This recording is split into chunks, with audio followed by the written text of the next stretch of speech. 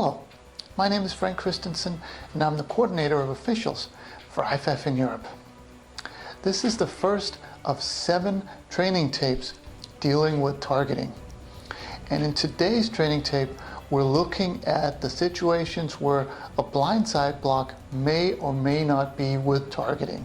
So we'll have a look at some situations and discuss what is and what isn't a targeting element of this foul. But before we get to the game film, let's have a look to see what the rulebook and the MOFO have to say on this topic. In the rulebook, we go to 227.14 that defines a defensive player. A defenseless player is one who, because of his physical position and focus of concentration, is especially vulnerable to injury. When in question, a player is defenseless. Example of defenseless players include, but are not limited to: A player in the act of or just after throwing a pass. B, a receiver attempting to catch a forward pass or in position to receive a backward pass, or one who has completed a catch and has not had time to protect himself or has not clearly become a ball carrier. C, a kicker in the act of or just after kicking a ball or during the kick or the return. D, a kick returner attempting to catch or recover a kick, or one who has completed a catch or recovery and has not had time to protect himself or has not clearly become a ball carrier. E, a player on the ground. F, a player obviously out of the play. G, a player who receives a blindside block, which is also the focus of this training tape. H, a ball carrier already in the grasp of an opponent and whose forward progress has been stopped. I, a quarterback anytime after change of possession. And finally, J, a ball carrier who has obviously given himself up and is sliding feet first. Rule 235 goes on to define targeting. It says, targeting means that a player takes aim at an opponent for purposes of attacking with forcible contact that goes beyond making a legal tackle or legal block or playing the ball. Some indicators of targeting include, but are not limited to: A, launch. A player leaving his feet to attack an opponent by an upward and forward thrust of the body to make forcible contact in the head or neck area. B, a crouch followed by an upward and forward thrust to attack with forcible contact at the head or neck area, even though one or both feet are still on the ground. C, leading with helmet, shoulder, forearm, fist, hand, or elbow to attack with forcible contact at the head or neck area. And D, lowering the head before attacking by initiating forcible contact with the crown of the helmet. In Rule 913, crown of the helmet is defined.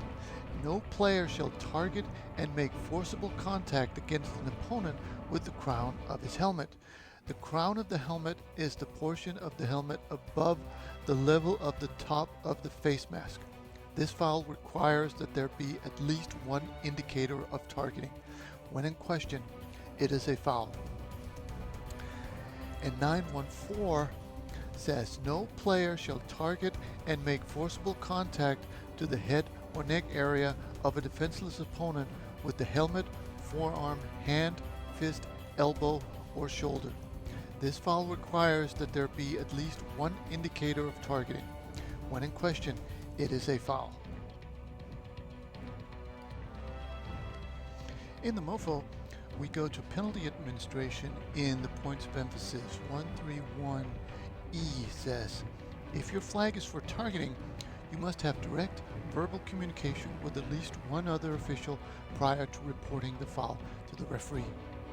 And we finish off in penalty administration under calling fouls. 1911, number 8 says, if your flag is for targeting, you must have direct verbal communication with at least one other official prior to reporting the foul to the referee.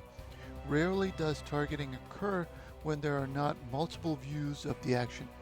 Because the penalty involves mandatory disqualification, we require this communication to reduce the risk of an incorrect call. And that was the book. Now let's have a look at some game film.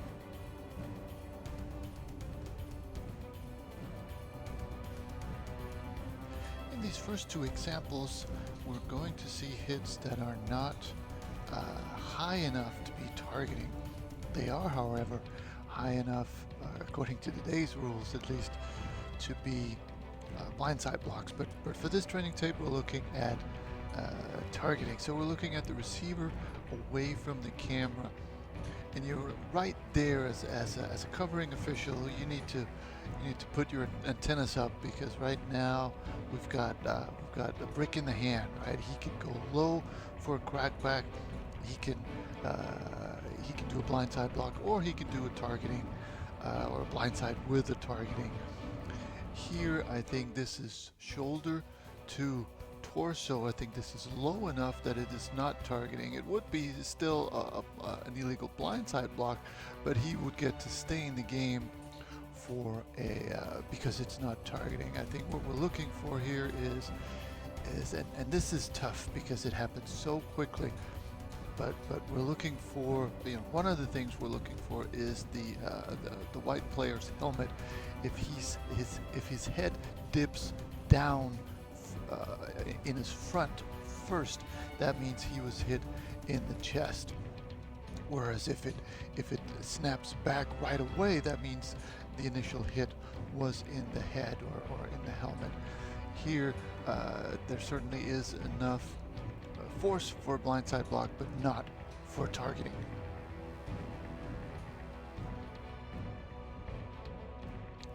On this next clip, we're going to look at the receiver coming in from this sideline or this side of the field, right there. And again, we've got that brick in his hand where he's coming in across the grain like this, and the play is going that way, and you can already tell 13 is going to hit that the black jersey there, and it certainly looks violent, and it almost looks like his head whips back right away. But if I can freeze it, right there, it certainly looks like it's shoulder to torso.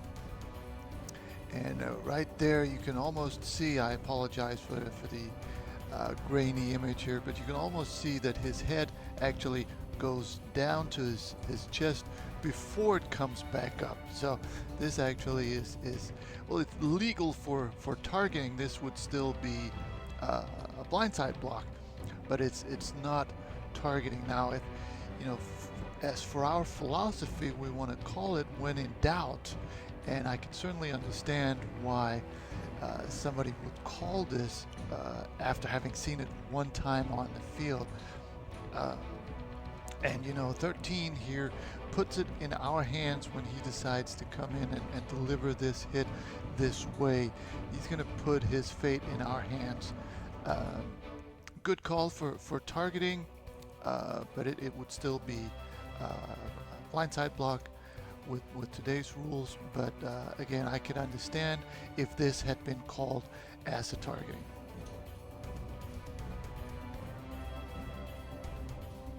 We're now getting into plays where targeting was called correctly. So this is going to, as you can see, turn into a turnover.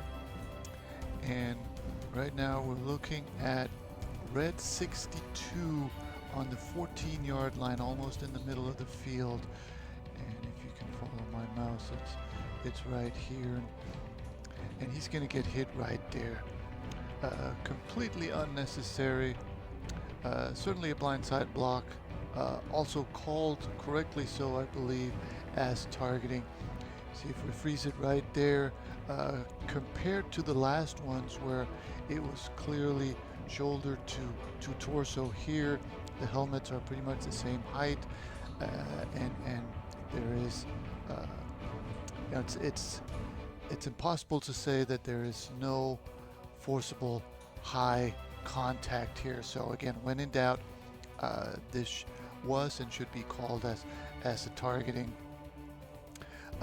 Probably would benefit from an angle from the other side to see exactly where the where the hit was, but again, philosophy tells us when in doubt, this is targeting. And I'd like to commend this crew for picking this up. We've got good coverage on the outside by the runner or of the runner, and this crew managed to clean this up. This is exactly what we want to catch in cleanup. So whether it's a back judge or a backside sideline official to pick this up, this is well done by this crew.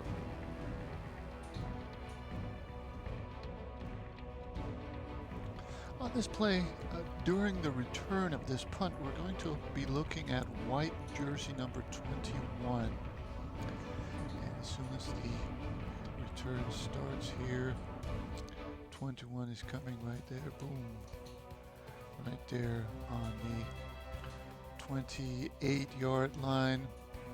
And we've got so it's you know, it's not a classic blindside defenseless player. For that, typically we have more of a 90 degree. Here it's a little bit less, but I still think this is enough to make him defenseless. This player who gets hit, we have the crouch, we have the lean in with the shoulder, and you know, once they do that, they put it in our hands. I think this is high enough. I think when you look at this guy's helmet, it snaps back without coming forward first. So I do think there is forcible high contact. And in this case, actually, you know, for the deep wing who's covering this, he's also the one who has the flag, and he does a good job of catching this.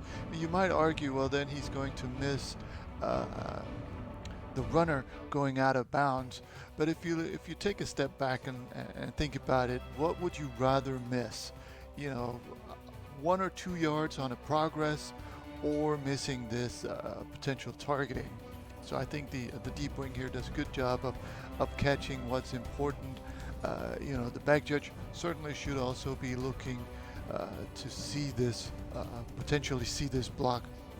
But in any case, this is a good pickup by this deep wing.